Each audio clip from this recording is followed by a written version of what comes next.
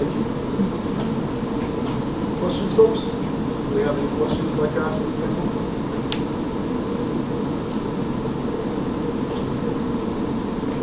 How do teenagers get treatment? Do they come to you sometimes?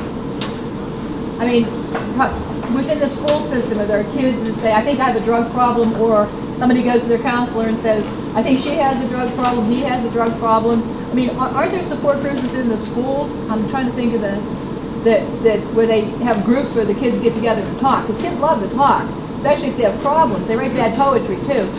So there's that moment when they're 15 when they want to discuss themselves. Is that within the school systems right now? And can that be elaborate? Can that be built upon? Yeah. Would you like me to answer that? Yes. Yeah. Okay.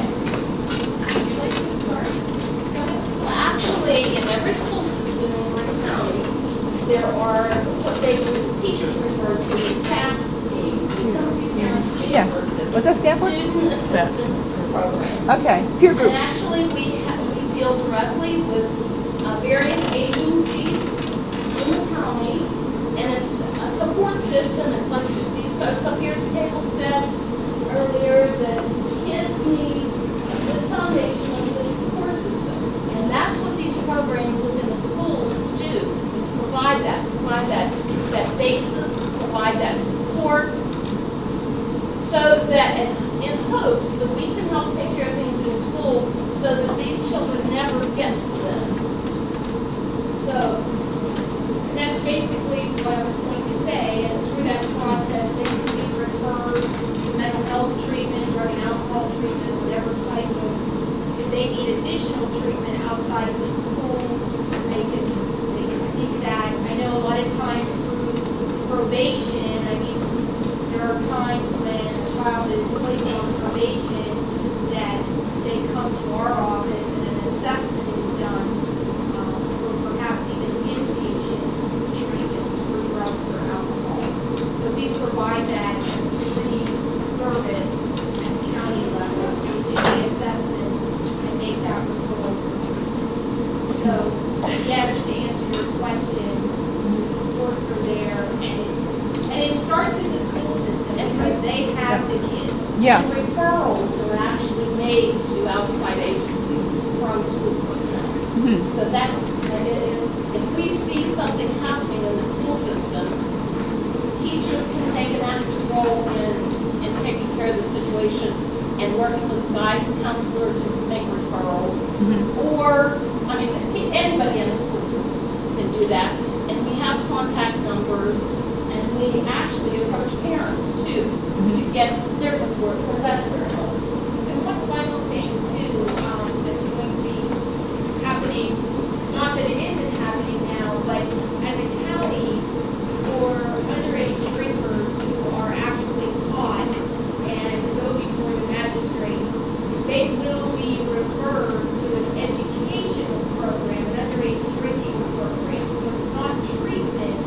They're going to be receiving 6 hours of education regarding underage drinking. If they complete that, and the judge is Discretion. pleased with that, the judge then would have the option to do whatever they want to do with their fines or that type of thing. But at least we're going to educate kids on what the law says, what the consequences are, and what their future is going to look like if they continue the path of drinking.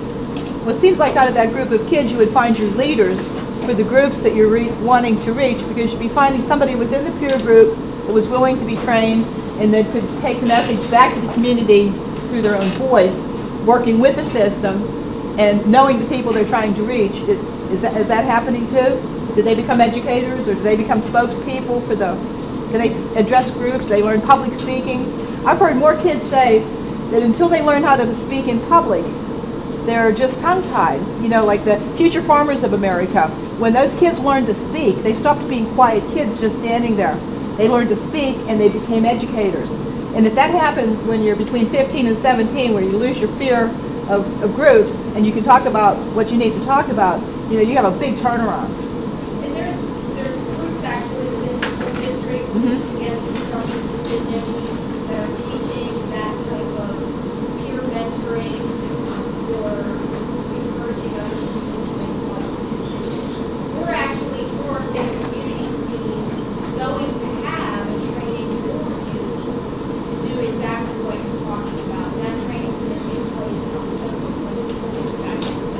you'll be working with kids. Yes.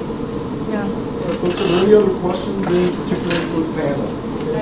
I'm originally from Washington County, and I graduated from Wash High. We had mock accidents, and they do that down Some schools. We did, yeah, I did it. because I tell you what, they had it with me and it scared me. To show that. Mothers Against Drunk Driving puts that together. It's a day-long thing they do at the school.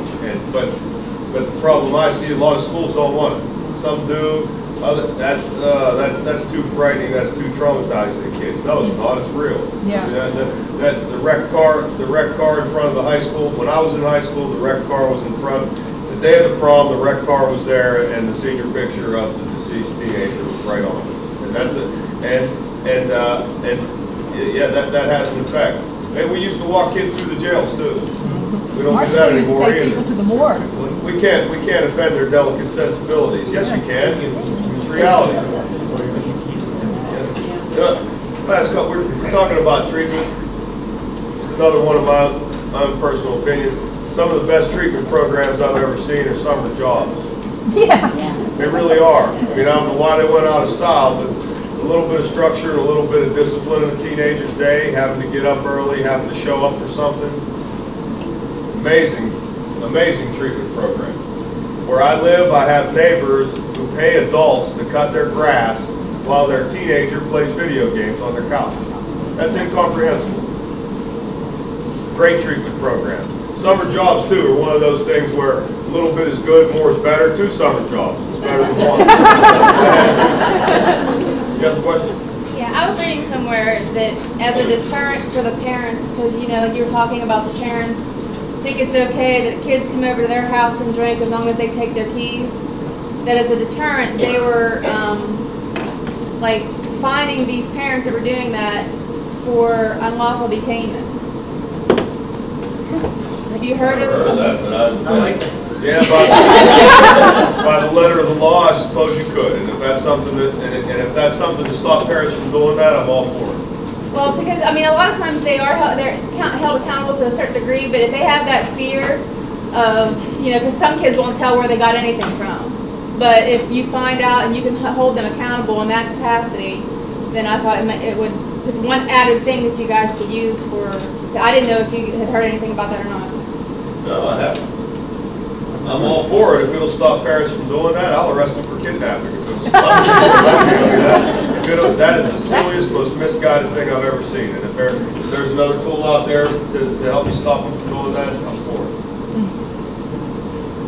Final question, there was somebody else. Okay. All right, folks, well, thank you very much, panel. We appreciate your time.